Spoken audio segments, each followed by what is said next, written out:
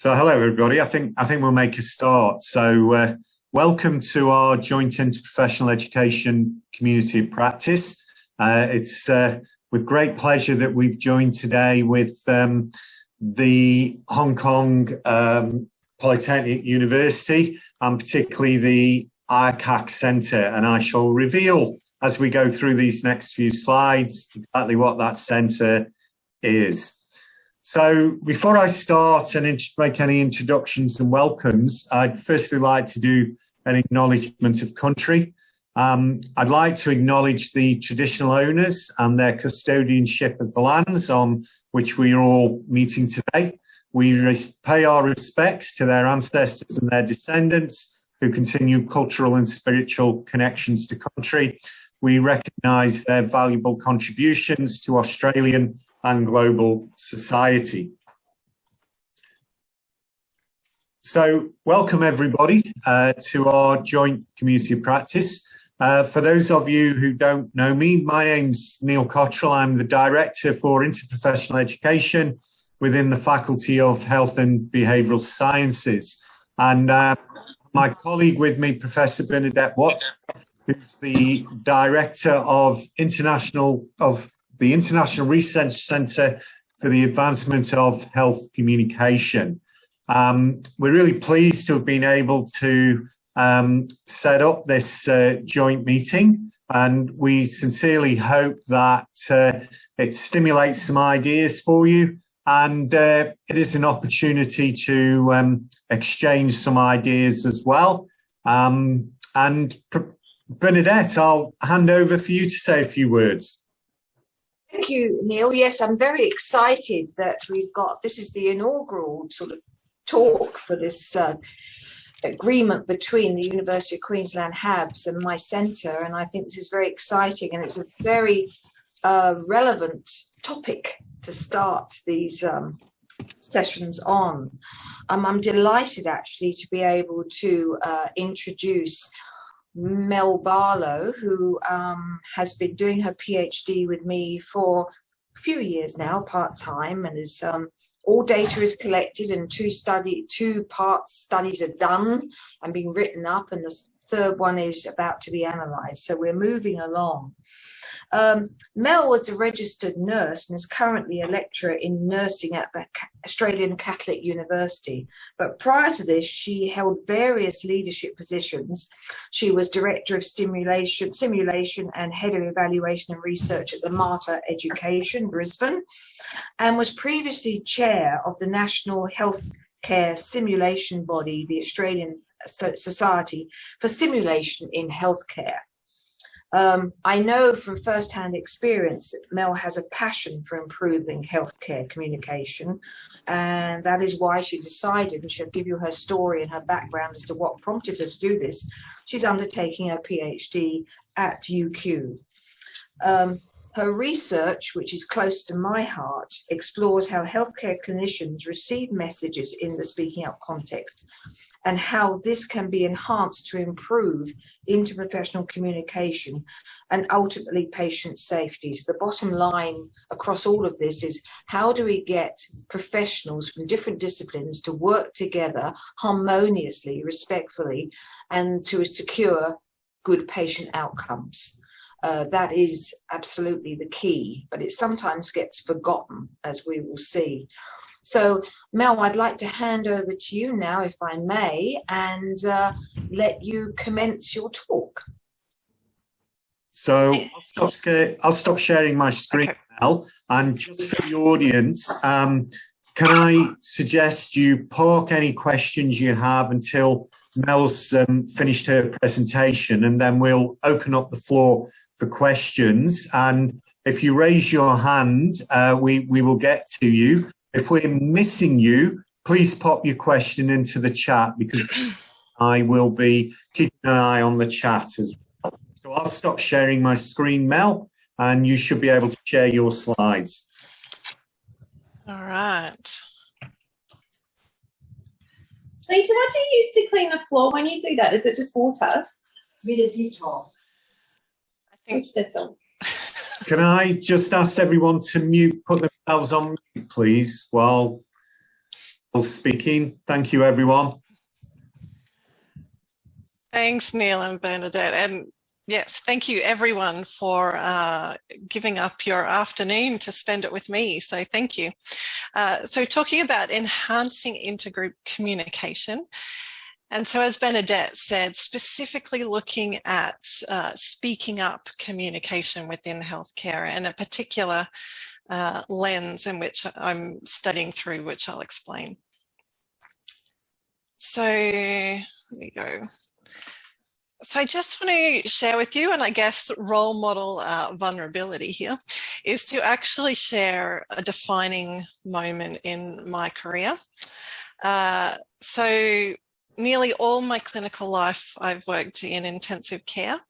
And this particular time, I was working in a very large public intensive care unit, a trauma intensive care unit, so really high acuity, that didn't have really a great culture, to say the least. But anyway, and on this particular shift, because of the acuity, we had a nurse in charge. And then for the 12 patients, we had 2 nurses that floated to support the staff at the bedside and any admissions, etc. So on this particular day, I was one of the float nurses. And there was a junior person at the bedside who was being challenged with their patient allocation. They had a fully ventilated patient with lots of infusions who had been with us for a few days with severe cardiac failure. And they asked me to come over and help them with their head-to-toe assessment with their patient.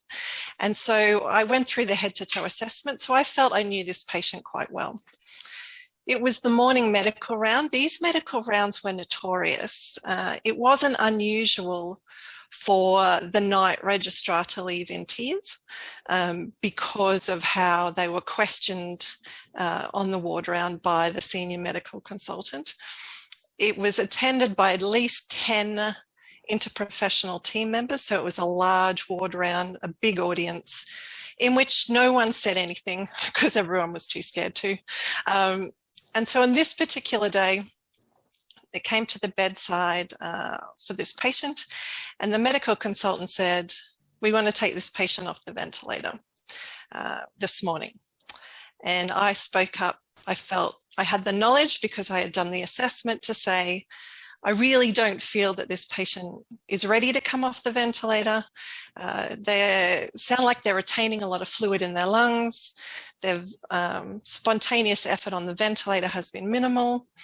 And whoa, did he not agree? Did he put me in my place in front of this whole audience and basically said, we have one more patient to see, then we're going to morning tea.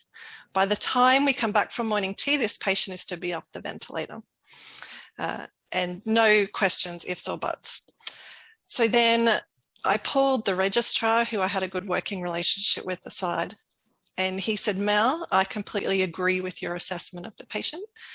However, I've applied to be on the training program for ICU, and that consultant has one of the deciding votes. I'm not challenging him."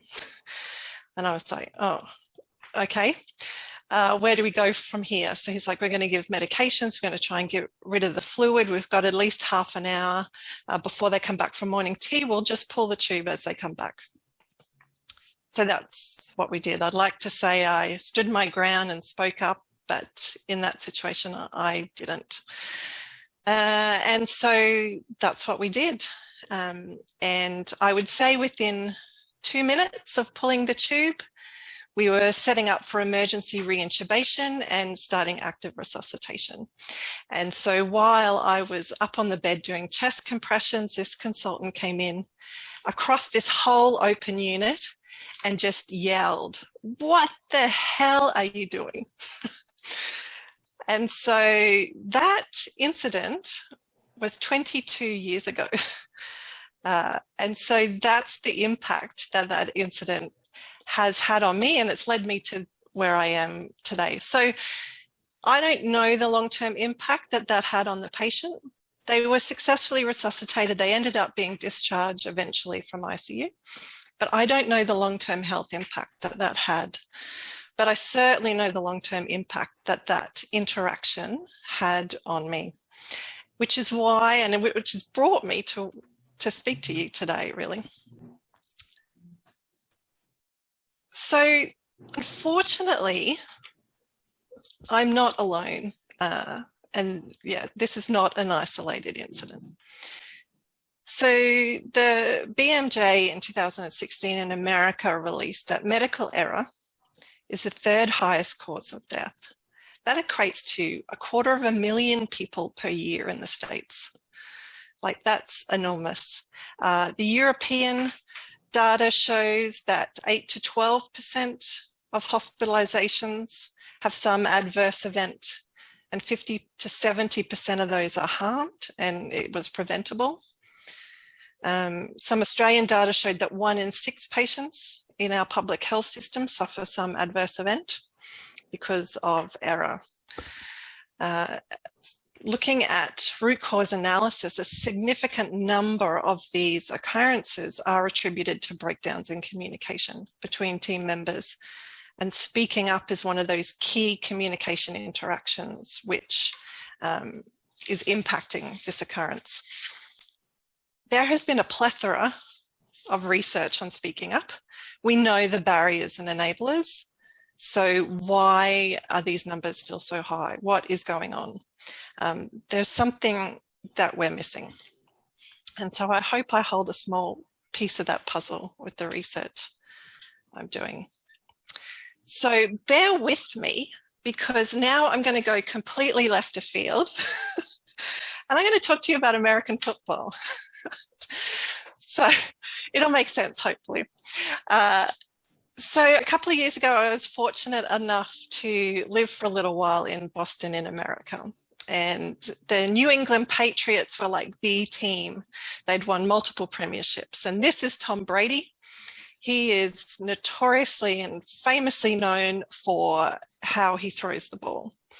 So he trains like hours upon hours to get that ball and send a clear ball to his teammates, to send the ball with someone coming at him, to send it, you know, in any direction, to clear, crisp pass to his teammates. Over and over again, he gets trained to send that ball. The other thing in American football is they have these positions called receivers, so wide receivers.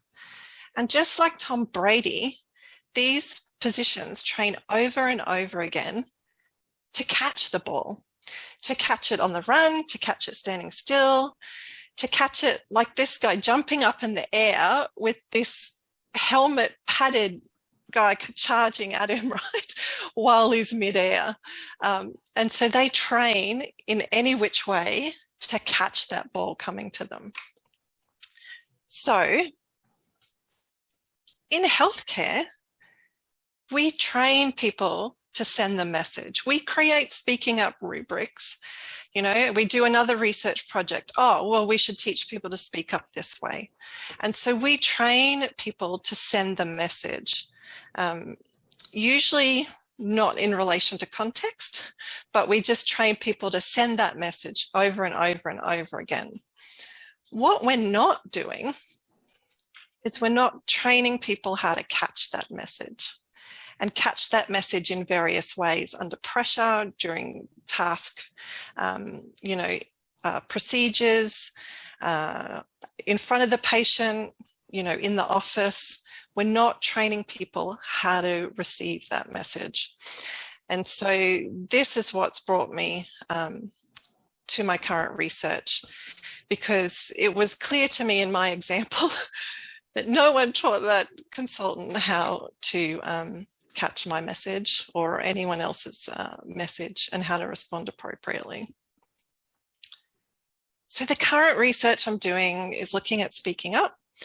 As I said, there's a plethora of research out there about this, but overwhelmingly from all my reading, a lot of the research has not been done through using a validated communication theory in which to study speaking up. So it's been predominantly atheoretical. and sender focused. And so this research is looking at focusing on the receiver and using a validated communication theory in which to study that behavior. And so the theory of choice is, and hopefully you'll see that it aligns beautifully with studying this behavior, is communication accommodation theory. So it's from social psychology and it's informed by a number of other theories. So social identity theory, which explains how individuals favor their in-groups, so those groups in which they feel that they belong, and discriminate against out-groups, and it's context-driven. So I used to play hockey, so my in-group in playing hockey would have been my teammates, and the out-group would have been like the opposition, right? And so in healthcare, particularly when you look at my interaction I had, my in-group was a nurse and I was speaking to a doctor who was another professional group, so an out-group. And certainly that interaction made our roles and positions and identity quite distinct from each other. It's also informed by attribution theory, so we make judgments about other people's intentions and motives, and these judgments impact on how we interact. And similarity attraction theory, as the name suggests, you know, we're more attracted to people we see as similar to ourselves, and vice versa. So those that are dissimilar, it may hinder our relationship or how we interact with them.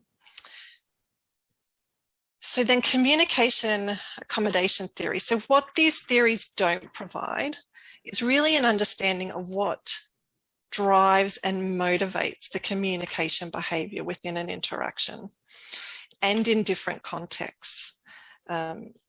And in particular, what communication strategies do people deploy to be more alike or less alike in that interaction?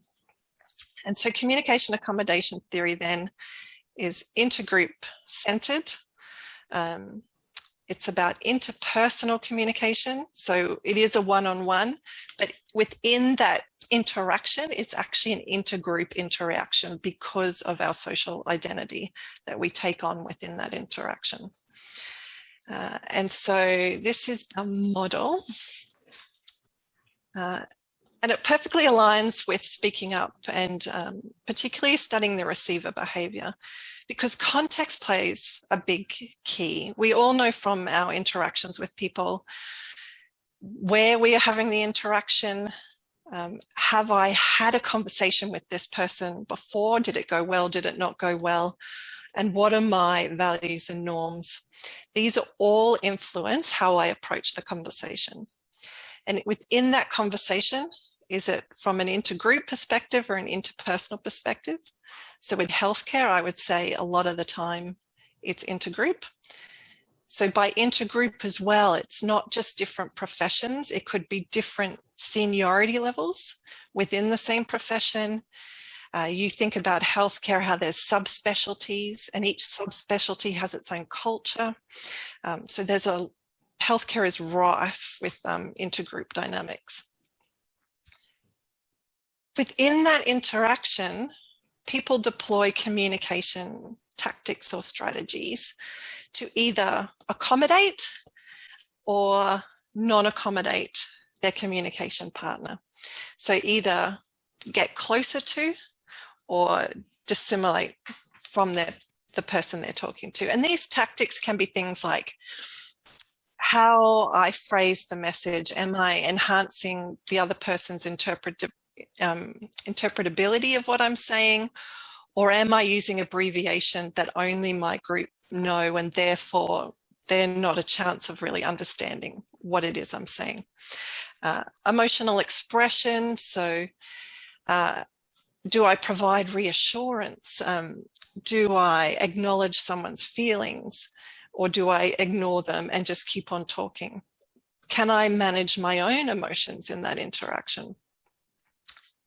Interpersonal control. So in my example, there was clear negative interpersonal control from the doctor. You are junior, I am senior.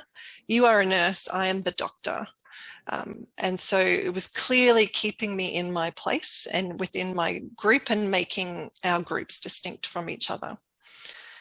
Discourse management strategies. So do I encourage the other person to participate in the conversation? Do I ask for their perspective? Do I encourage them to contribute? And approximation. So how do I use my voice and tone and volume to be similar or dissimilar to the person? And of course, looking at that attribution theory, the attributions I make about that person will influence. I evaluate the whole interaction, and that's then going to, again, impact future interactions with that person. So a really great theory to study communication behaviour of the receiver. And Bernadette, I'm sure you'll chime in at some point, who is an international expert in that theory. So the structure of this research is doing 3 studies. So looking at espoused theory, so self-reported data, through to observed receiver behaviour. And so study 1, we asked them, and the questions work through that model, and we asked them to talk about a time that had impact for them, which someone spoke up to them. So they were the receiver of a message. And so how did they evaluate? What attributions did they make? What did they think the motives for the speaker were? What were their motives in responding? How did they evaluate the interaction, and what would they do differently? Study 2 then looked at a defined event. So we used vignettes where the participant was the receiver of a speaking up message, and they answered a series of questions. And study 3 is in simulation, where we put people in a sim where they get spoken up to, and we're going to observe their behaviour, and then we head into the debrief and we unpack what was going on for them in the debrief. So study 1, so there's some preliminary results coming in. These publications are being written up, so they're not yet published. So there was 103 people that consented to participate, but really when it came down to how many people completed the whole survey, there was 29. It was purely qualitative. Only 1 medical officer. The rest, quite evenly spread, is allied health and nursing and midwifery. So that's a really nice comparison between the 2. And some really interesting data is coming out. So when you look at definitions of speaking up, a lot of definitions talk about speaking up is talking up the hierarchy chain. Yet when people were asked what stories had impact for you, the majority of the stories were down the hierarchy chain. So where someone more senior to them was speaking up to them. And so I found that really interesting, because from the speaker perspective, it's all about being junior and it's really hard speaking up. Yet here, you know, from a receiver perspective, being junior is hard, receiving something from a senior. So when you look at it, our junior clinicians are copying it in all angles. When you're junior, it's the hardest to speak up. And now from this study, you know, the being junior on the receiving end is also difficult. And so I think we need to look at how we teach students and graduates and our junior clinicians and supporting them in these conversations, because sending and receiving seems to be difficult. Interestingly, when you look at speaking up from the speaker perspective, it talks a lot about struggling to speak to different professions, so nurse to doctor, etc. This, from the receiver perspective, nearly all stories were within the same profession, and it was all about a difference in seniority. So these are the stories for them that are having impact within profession, and particular senior to junior. And receiver emotions. So there are a few stories where a junior person was speaking up to a senior person, predominantly in allied health. Every single one of those stories where it was a junior speaking up to a senior elicited really positive receiver emotions. The senior receiver thought it was fantastic that the junior spoke up. They wanted to reassure them. They wanted them to feel safe and secure to do it again in the future. And they acknowledged the challenge it would have been to speak up. So I found this really surprising. I anticipated that it would be more confronting for a senior receiver to be spoken up to and a fault pointed out by a junior clinician, but it was actually the complete opposite. And a few of them said that it would have been more daunting if a senior spoke up to them because they would have been more embarrassed that they had made an error. Pretty much all bar one occurrence, a senior speaking down to a junior elicited, regardless of whether they deemed and evaluated the interaction as accommodative or non-accommodative, it was all negative emotions, which, yeah, I found obviously it has significant impact being spoken up to by someone senior. Hierarchy was the biggest issue for nurses. And interestingly enough, the only people that made comment about how they, in their response, apologised for making the error were nurses. Allied Health did not apologise. The doctor did not apologise. It was only nurses and midwives who apologised, which was really interesting. And I would really love to get people's take on that. Could we pause for a minute? And Neil and Bernadette, I would love to hear, does that resonate with anyone about in-group seniors speaking down to juniors and nurses feeling like they need to apologise? Interesting comment. And yeah, I'd like to hear if anyone's got anything to say as well, Mel. But you may get silence. That's all right. Question? Can I ask please a question? do, Marion. Yeah. And it's not exactly what you were asking, Mel, but I was just curious, in the settings that people worked, was there any difference in, say, people who worked in ICU versus people who worked in general medical versus surgical, ED, etc.? Because there's, I guess, there's cultures within the culture as well. Yes, absolutely. Good question. So the majority of participants worked on inpatient wards, so not in critical care areas. So yeah, that needs to be taken into account. I would say the majority of participants had 9 years or less experience. And yeah, so but there was some that were new graduates as well. Interesting. Yeah. Thank you. Cecilia's raised her hand, Mel. Yeah. Thanks, Mel. This is fantastic. So I work at STARS. I'm a nurse educator at STARS, so clinically based. I think probably I find a lot of nurses like to please people a lot, and we're scared of hierarchy and we're scared of overstepping our mark. So I think there's a real culture there that it may be changing, I think, with new generations of nurses coming through, but there's a whole culture of nurses who just really do seek to please the bosses. And I think that's probably where it's really hard to learn and change that culture. That's just something I've observed. Yeah, thank you, Cecilia. And, you know, in my reading as well, like there's a lot of discussion in the nursing literature around this, you know, oppressed group theory, that in the traditional professional hierarchy, nurses is seen as the lower. And then if you're talking about junior nurses, well, then they're kind of the lowest of the low. And so, you know, all that context is in play when, you know, someone is pointing out an error and someone more senior to them is pointing out an error. And a lot of the commentary was around, I don't want to look incompetent.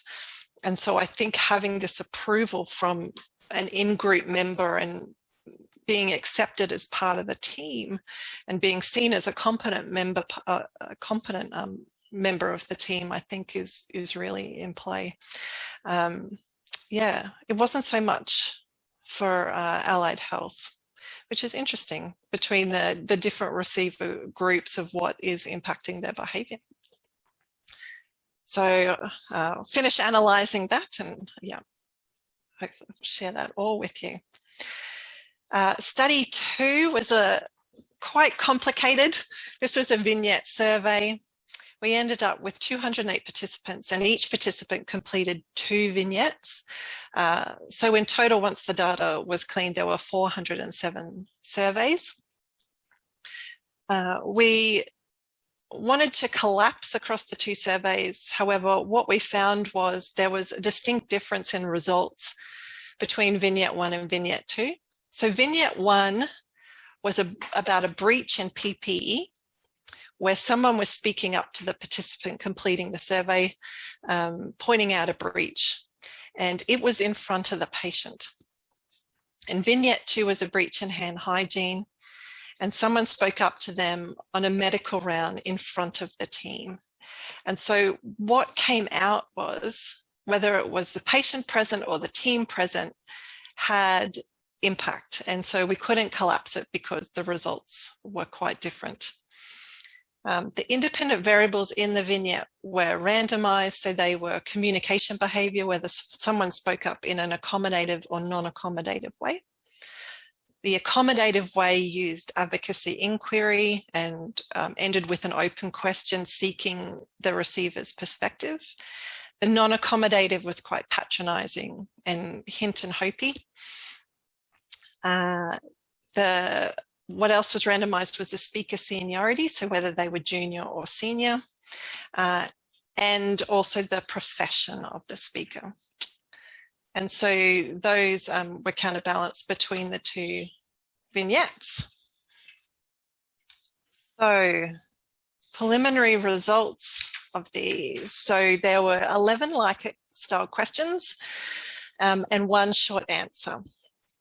And so, yes, and the questions then were divided up into 3 domains. So affective domain questions that looked at what were the motives, attitudes and intentions of the receiver. Did intergroup relations, so questions relating specifically to the speaker's seniority and profession. And then the context and situation, so the presence of others or the actual, was it hand hygiene or PPE that had impact. So a lot of data came out of this. I won't go into it all, but interestingly, in front of the patient, and not surprisingly, everyone wanted to be spoken up to in an accommodative, respectful way. So I guess maintaining respect in front of the patient was really important. What was really interesting was in front of the team, doctors preferred to be spoken to non-accommodatively. And so why is that? And so when you think about the ward round, it's kind of time bound, and the doctor is in charge and they're leading it. So the non-accommodative language was more succinct and to the point. And so maybe in these time-bound interactions, the more to the point direct communication is preferred by this receiver group. When asked their level of discomfort, doctors were more uncomfortable being spoken to non-accommodatively, but they did prefer it when in front of the team, which is quite interesting. One of the confounding variables we thought about was someone's intrinsic listening style. And so people that completed this vignette also did a listening questionnaire. And what came out was nurses and allied health are relational listeners. So their interaction and the relationship and the emotional aspects are important. Doctors came out as task-orientated listeners, right? Just tell me what you want and get to the point. And so in this context of their handover, the medical ward round, they're quite happy for you to be direct not polite, just get to the point. And so we need to look at then context with our speaking up rubrics. So one size may not fit all, and we need to start thinking about, do we need to contextualize these conversations, not just speak up in this way regardless of context or who you're talking to. The qualitative themes that came out from the short answer, why they thought it was accommodative or acceptable or not, and how they were spoken up to. So how and what was said mattered, particularly how it was said. So again, reinforcing, we still need speaking up rubrics. This is important. The presence of others was a big, big, big deal to nurses and midwives. Doctors didn't care less about if other people were present or not. Allied health, it mattered in front of the patient, but nurses and midwives in front of the health team, particularly being spoken to non-accommodatively, it was a big, big deal. It really impacted the reception of that message. And so context and the presence of others really has impact for this receiver group. And again, we teach speaking up rubrics, regardless of context, regardless of who you're talking to. This is what you should say and how you should say it. And again, it may not fly for this receiver group in the presence of health team. And then receiver attributions. So allied health were the best at giving positive attributions to the speaker. They were concerned for patient safety, was the biggest one. And so allied health, regardless of how it was said to them, were the most forgiving and gave the most positive attributions for the speaker and held the speaker in the highest regard. So good on you, allied health. And there are 2 publications coming of that. What is also interesting is that when asked if other people were present in the room, they were asked, I would not respond to the person who spoke up to me. And all receiver groups said they would not respond if the person speaking up was senior and speaking non-accommodatively. And so this really aligns with study 1 about the impact of a senior person speaking down to a junior person and speaking non-accommodatively has significant impact on the receiver. And so that's, in both studies that outcome came out. And so we need to look at how we're defining speaking up, that it's not just up the hierarchy chain, it's down and across, and it all has impact, particularly from the receiver perspective. And so I guess I'm going to put it out there again. Is any of that surprising, or have you seen this in practice, or have you thought about this in your particular clinical group?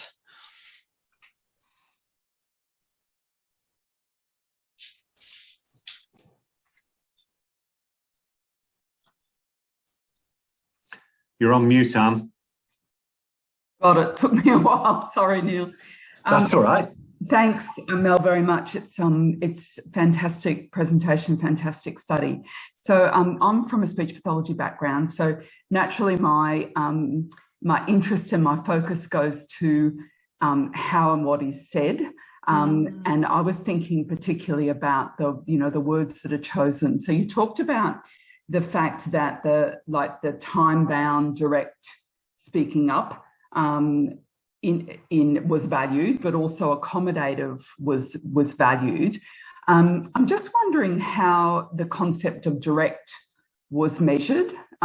So what constituted a direct way of speaking up? Yes, so the accommodative was quite wordy. So using advocacy inquiry, it was like, I see this, my opinion, is this? So preview, I saw, I think, I wonder. Mm-hmm. So I saw this is what I think. I'm wondering what your take is. The non-accommodative was slightly different in each vignette. One vignette was quite passive aggressive. Well, didn't you see, the sign on the door, or like, what are you thinking? Is there something you missed here? Quite hint and hopey as well. And so, yeah, rather than, 3 or 4 sentences long, it was like one quite succinct message. And yeah, one was quite patronizing and one was quite vague. Yes, but overwhelmingly, yeah, the more succinct for doctors, the better in that time-bound approach.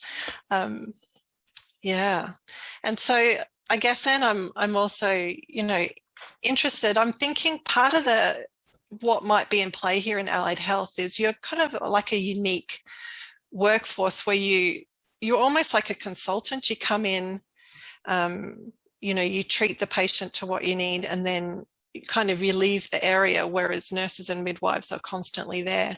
And I'm wondering, do you think that has a role in these conversations, or how you engage?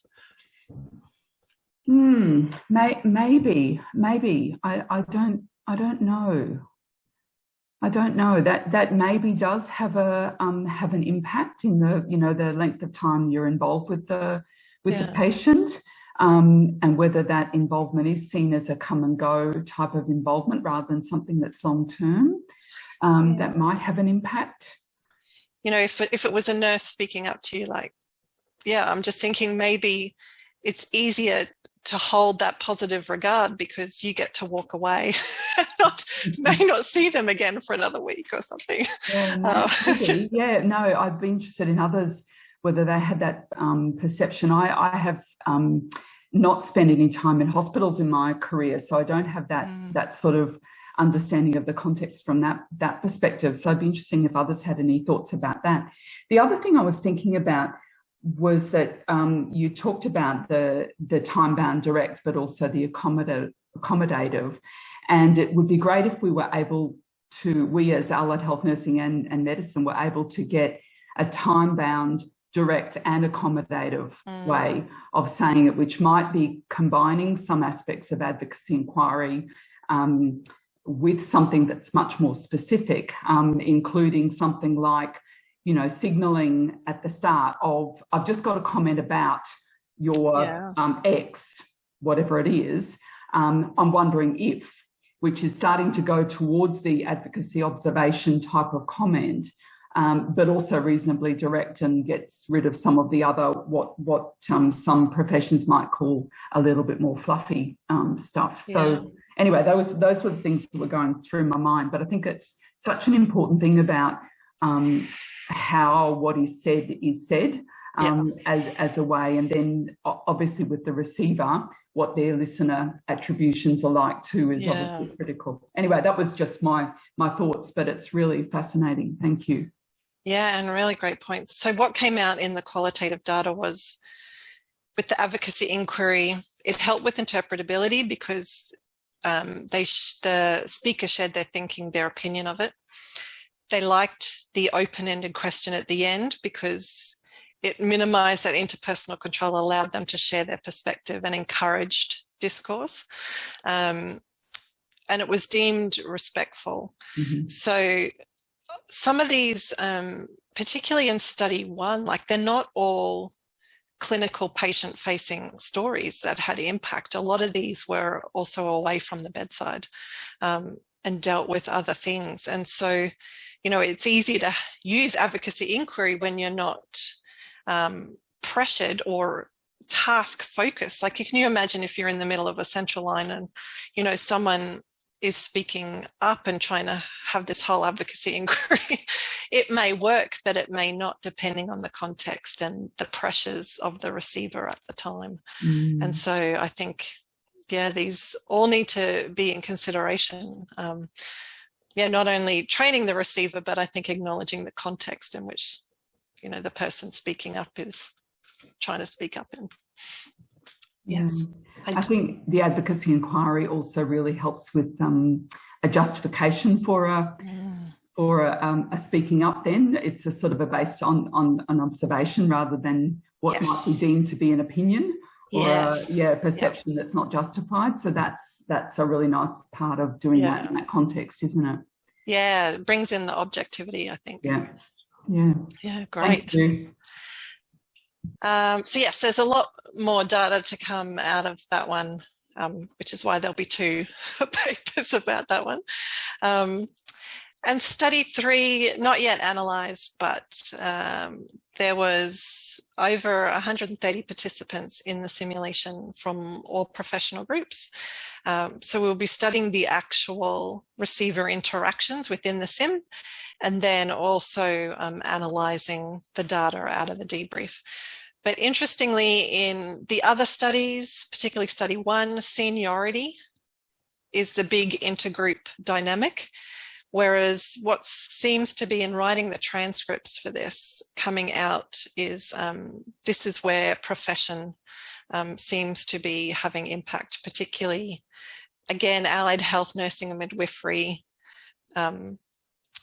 as one kind of group versus medical and the difficulties in that interaction.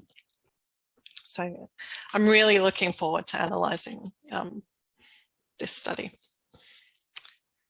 So all the literature from Speaking Up, looking at organisational culture, psychological safety, leader inclusiveness, and training people to speak up are all really important and really important underpinnings to support the conversation. But what we need to do is, since I've started this in 2017, there's only been 3 papers that I've found in the last 18 months that have come out in the last 18 months looking at receiver and speaking up. So there is not a lot of data at all studying receiver in speaking up interactions in healthcare. So we need to study this. We need to put equal accountability on both the sender and the receiver of the message. Once we understand receiver behaviour in these contexts, then we can start training more specifically on how to improve that, and using a communication theory to help inform what that would look like and what strategies to deploy in these situations, I think is going to be really important. So if you want some more reading, Bernadette and I wrote a fun piece on the metaphor of American football and receiver.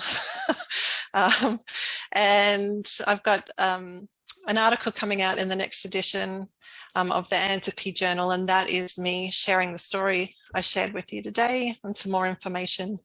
And there's a few LinkedIn articles, references, so you'll get a copy of this presentation. But yeah, thank you for your time, and yeah, happy to open the floor and hear comments or questions. Thanks, Mel. That was, I love listening to it every time I hear you talk on this topic. Of course, the thing that still jumps out at me is even when you've done this PhD and you have ascertained what works in these kinds of scenarios, it will be very difficult to know how it works when it's a life and death situation. You were mentioning earlier about, putting a line in and stuff. People are focused, these were not life and death situations. So again, speaking up has to be tailored to the receiver in that as well, I think. Absolutely. The reason I chose the hand hygiene and PPE, because in the Speaking Up literature, it talked about how these grey situations were often hard to speak up. Am I right? Am I wrong?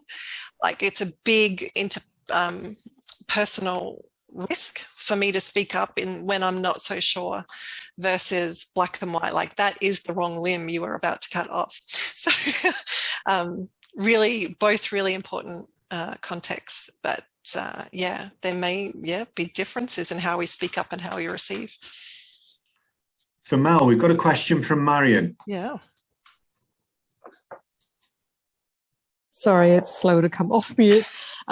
Mel, I guess I'm thinking that, like, when you're sending a message or when you speak up for something, you have time to think about how you're going to frame it and what you're going to say. Yes. And I think it'd be really interesting, yes, as the receiver, that you're often not expecting Yes. to hear a message, and then it's trying to stop that automatic reaction of either defensiveness or how you would normally react. So I think it'll be really interesting to work with people to see how you can manage your own behaviors, because you would often be quite defensive if someone was to say, you're doing something wrong, or to challenge you on something. So I think it's going to be really interesting. Yeah, thanks, Marianne. And people say, well, receiver's been studied in the feedback literature, and yes, it has. However, feedback conversations are often pre-planned, scheduled. You can remove it from the situation and have them in private, whereas speaking up conversations often have to happen in the moment, in front of people, and quite quickly. And so they are different. And interestingly, what came out in study 1 is, what would you do differently next time? Overwhelmingly, people said, I really wish, I want to pause more. I want to manage my emotions better.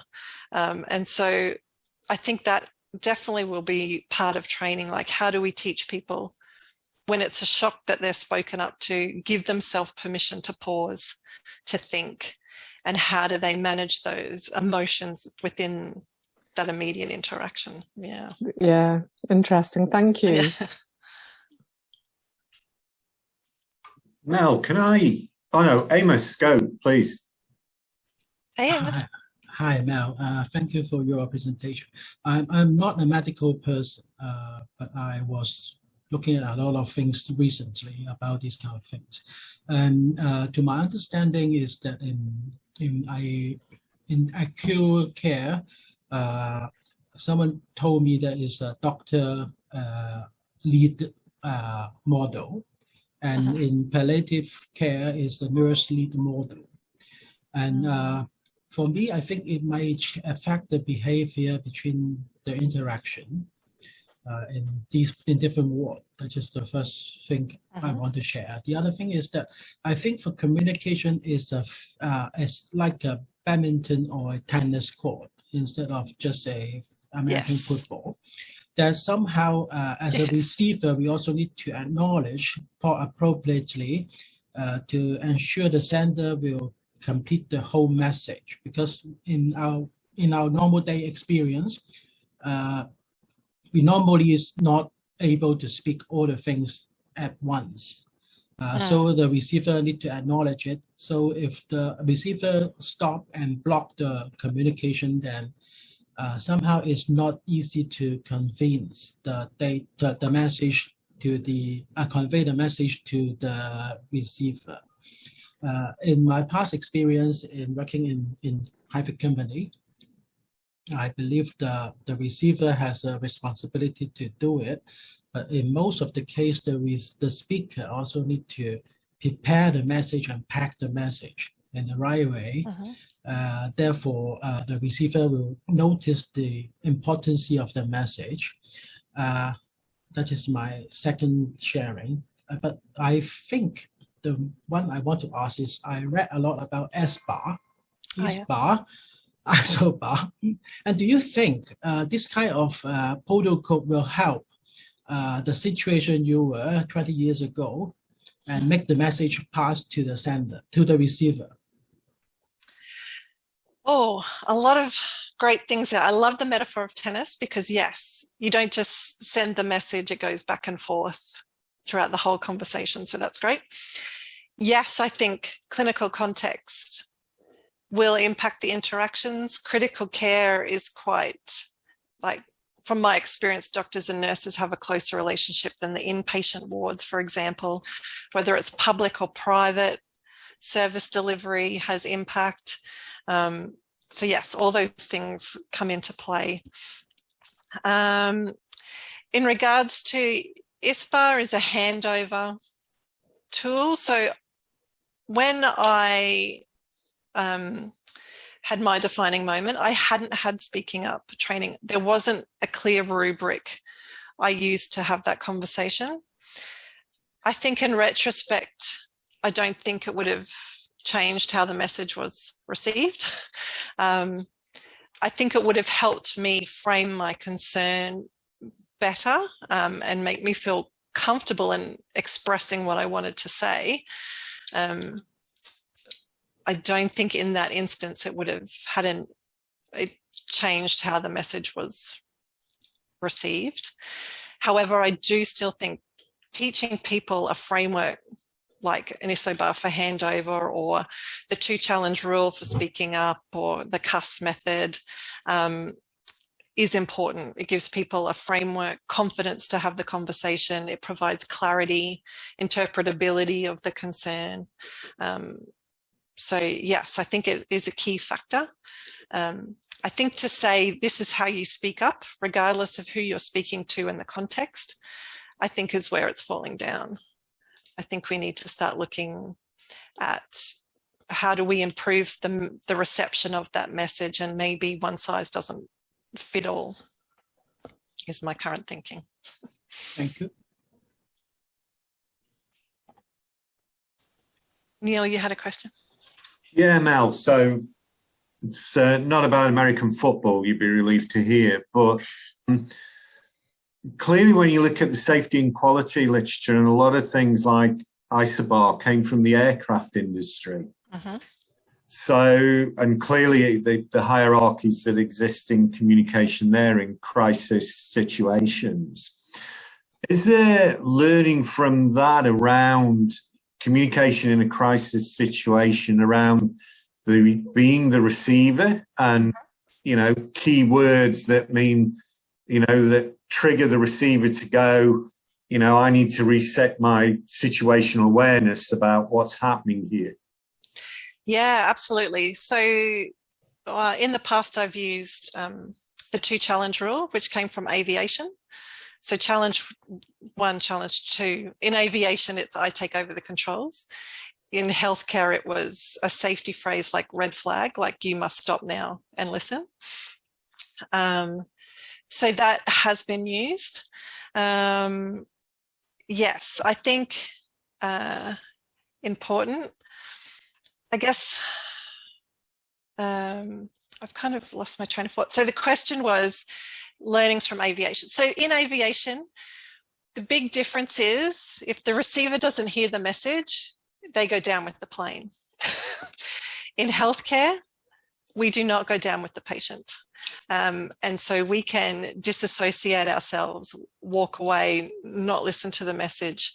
And yes, it may impact us professionally, but we don't get physically harmed in that. And so that's where I think the difference has been, and there's more, I guess, push for the receiver in aviation to hear the safety message, because their life is on the line as well.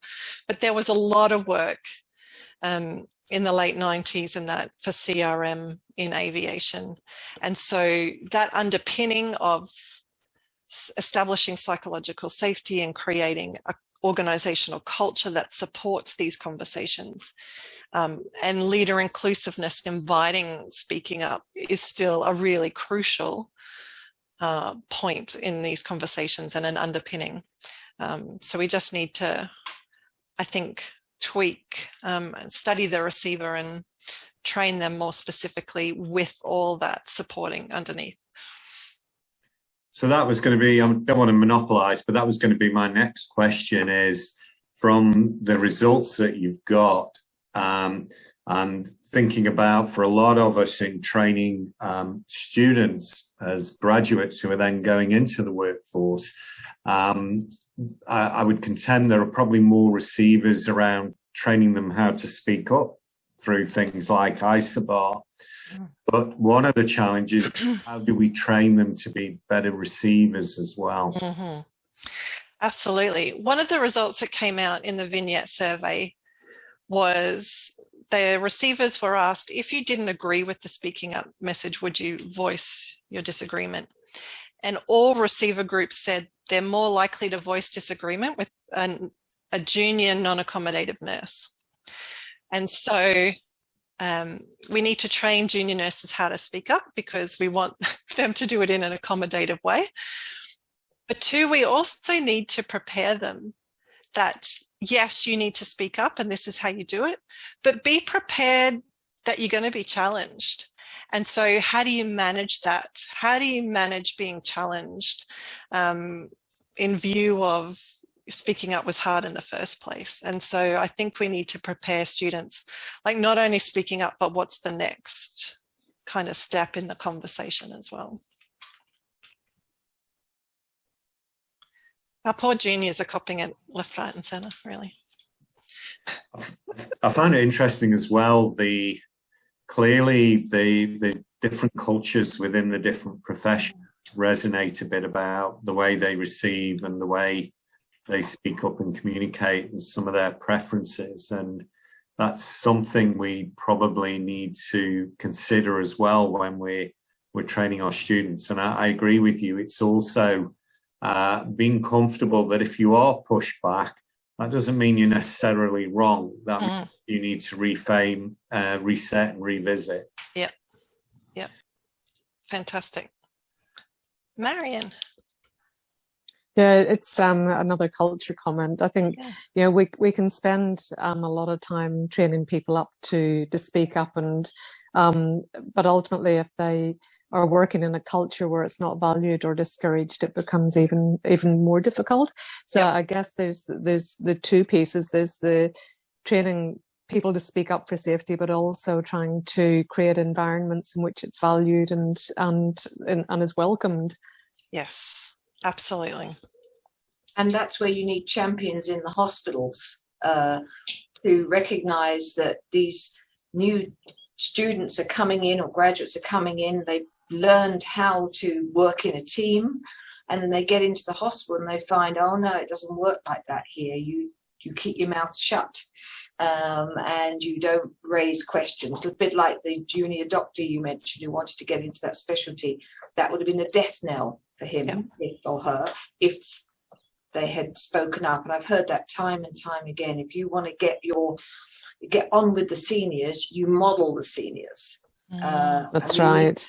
We need people in the workplace who model a different kind of way of managing, working with other professions. And that's difficult. Yeah. Absolutely. Yes. And long term, unfortunately. Yes. And of course, question from Sonia. You're on mute, Sonia.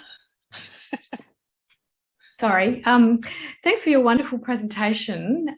Just following on from what Neil said, I'm doing my PhD in clinical interprofessional education. So I'm really curious, my mind's really focused on that. What are your thoughts around the training, that you might recommend in the future for receivership, for example, for receivers? Should that be in a sort of profession-specific context or within interprofessional context? Because currently we have, in many places, we have interprofessional education subjects, or, both in university curriculums, but also in clinical contexts. But given the importance of psychological safety for learners, particularly around some of the things you've been discussing, what are your thoughts moving, in the future based on your findings about how that would help address that? Great question. A couple of things come to mind. I think having experiential learning is really important, because this simulation was part of a Speaking Up course. It was just a research arm within it. And there was so much value having an interprofessional team in that sim, particularly in the debrief, because it was really informative, particularly medical officers hearing how difficult it was for people to approach them and speak up, the barriers that the other professions face. So that was truly, excuse me, enlightening in that context. I think too, I know from personal experience in teaching Speaking Up, we talk about, in research, it says, it's like nurses find it harder to speak up to doctors, and like we talk about it, but not really using a validated I guess, communication theory like CAT, where it actually looks at the intergroup dynamics within that interaction and the strategies people deploy. I think we need to use that theory to inform the strategies and actually bring that intergroup dynamics more to life rather than just kind of lip service, if that makes sense. So integrating into interprofessional context, like education. Yeah, and just be really real. Like in this circumstance, you know, it's going to be harder because it's a different professional group or a different seniority level, or so how are we going to manage that? Yeah, and actually give them tangible strategies, I think, to manage those different intergroup contexts. And maybe even like simulation scenarios where they're given a particular scenario and then they're in a safe environment where they can sort of and reflect, rather than, you know, just thinking if it's in a clinical environment, you know, sometimes those opportunities don't always come up. It's a very hard thing to sort of catch, and then have the opportunity to sort of have a practice in a safe environment if you're in a clinical context. Does that make sense? Yes, so I am very biased towards simulation. So yes, and you don't need a sim center to do that. Like it could be simulating a conversation around a table, you know, or a case study. Yeah, I'm doing some of those. So it's very powerful. Very powerful. Yes. I must say though, make sure the person who's facilitating that conversation in the debrief is trained to do so, because it can get sticky. And to have some preparation with specific strategies for students prior as well, perhaps. Yeah. Great, thank you. Thanks so much. Oh, no, pleasure, thanks. I think just thinking about it, I've said this before, one of the big differences, there's always comparison between aviation and health, and how speaking up in aviation's done wonders, and you know, their safety record was bad, and now they've learned how to speak up. But they've also learned how to have one language. They have the same terms worldwide. They don't have the complexities of healthcare. Yes. And I sometimes think that healthcare make that an excuse. Well, it's difficult. You never know. We can't plan it. Whereas if you think about going on a plane, we can all now imagine, you know, the doors to manual. Nothing changes. It's exactly the same checklists. And healthcare is not like that. You know, when you have a situation where you've got to operate on somebody, but someone isn't there, but you're going to operate or not, because if you don't, that person may die. The pilot's not here, or someone's not here, well, we're not taking off. You know, that's as simple as that. It's not that simple. And I think that gets forgotten sometimes. Yeah, Bernadette, my family is all in aviation. I'm the only one in health. And so I have this conversation regularly, like, you know, my brother, when he hops into a 777, whether it's in Hong Kong or wherever, a 777 is a 777, right? And so it's going to respond the same way. Whereas you have 10 patients lined up and you give them the same drug, how they respond to that drug is all going to be different. And so the predictability in what we do is just really not there like it is in aviation.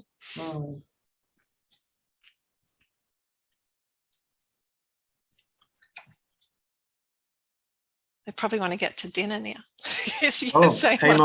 Amos has got another question. Not a question. I just want to echo on the aviation things. I think because my sister is a nurse, and I think for medical field, changes happen so quickly, and the team need to react very fast.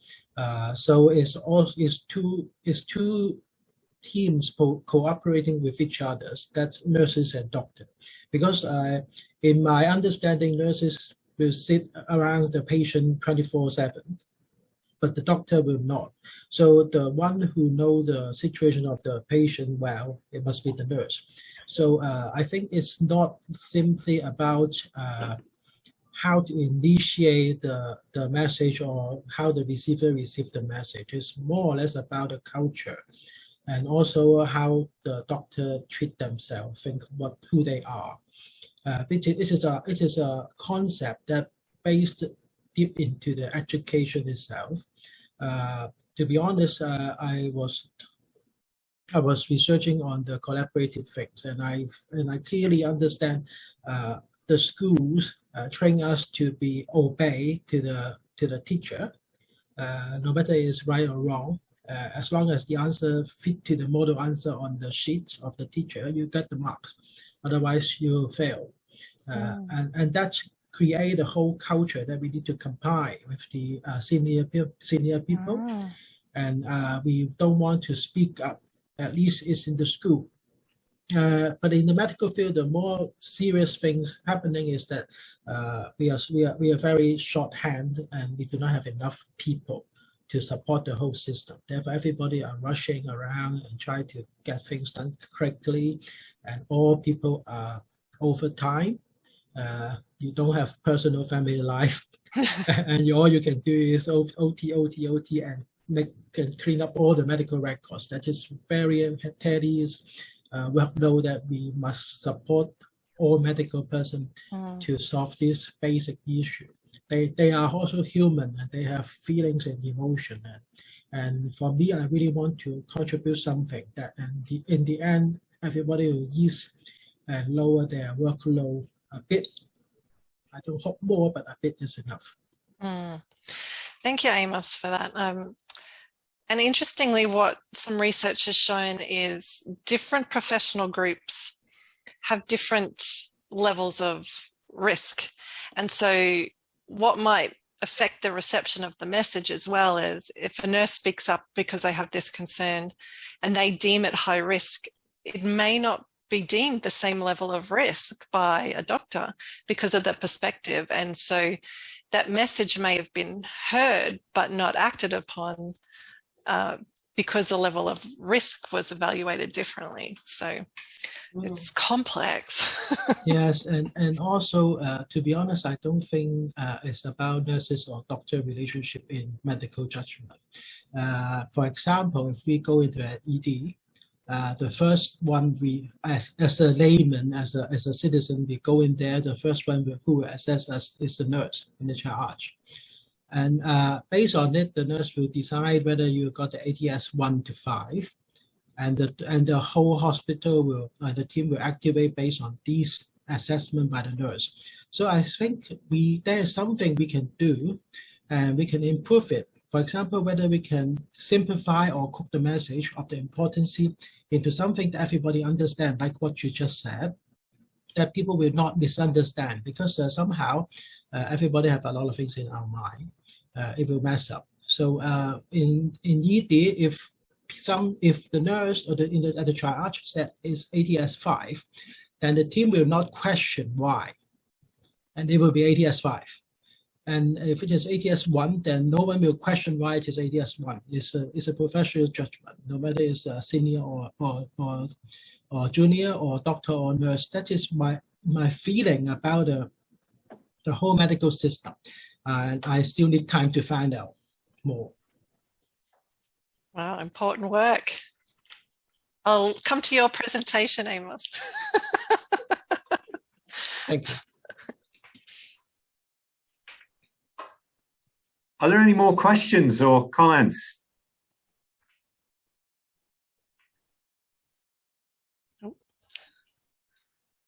Well, I must confess, I did say to Mel, oh yeah, we'll probably go about 30 minutes or so. And with all the questions and comments we've had, we've gone a bit longer, and we have another one from Marion. I'm just curious, Mel, have you thought about the role of the patient in speaking up as well? Yes, important, but beyond my PhD. I'm happy if anyone's offering a fellowship after.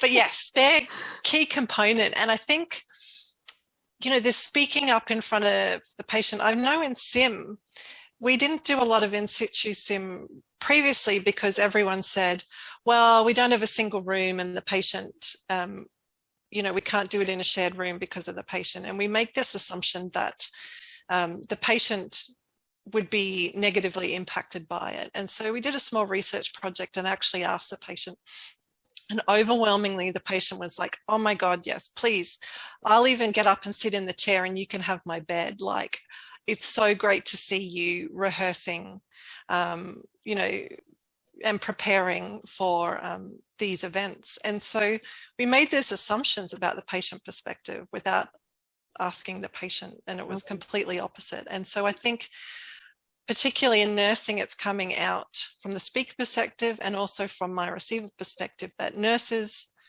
don't want to have these conversations in front of the patient because they think the patient will lose trust in the care team, or it'll impact how the patient views their level of competence.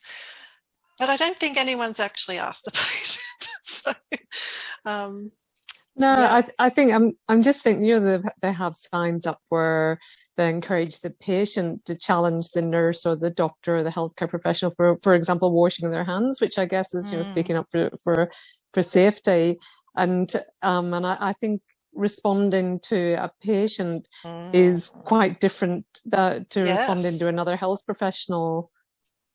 Yes. That can be the 4th study. Hey, Bernadette. Oh, yes. Yes, absolutely. When do you want to submit? I must say it's been very exciting to hear this talk and to be connected with your community of practice. I think it's a great opportunity. I want to thank you, Neil, for making this happen. And thank you, Mel, for being willing to give the talk, and thank everyone who attended and making this happen. I think it's great. It's a wonderful collaboration we have. Yeah, absolutely, and it's just the beginning. I can see a lot that will come out of this. So I think it's a great start, and I think as we go into the new year, between now and then, Bernadette and I will be getting together and perhaps planning, or definitely planning, when we have the next joint meeting as well. Great attendance. It's good. Yeah, no, it's been good. Fabulous input from everybody as well, and things. So thank you all so much. Thank you, Mel. Yeah, thanks, Mel. Thank you for the invitation. Thank you, Mel. No, that was awesome. So I think we're done there, Bernadette, unless there's any last comments you want to make. No, I just think that was great, and I guess it's getting near to your going home time, so or got past it for some people. No, it's great. Thank you, and I've thoroughly enjoyed the afternoon. So thank you everyone who came along. We will have a recording, so I will reach out, and obviously myself and Bernadette will let our relative parties know where the recording is, so that you can access it, or can encourage colleagues to access it as well, who I'm sure will find it as interesting as we have. So once again, thank you all. Thank you very much, Mel. And enjoy the rest of your evening, everyone. And thanks for coming along. Bye now. Thank you. Bye. Bye. Thank you, everyone.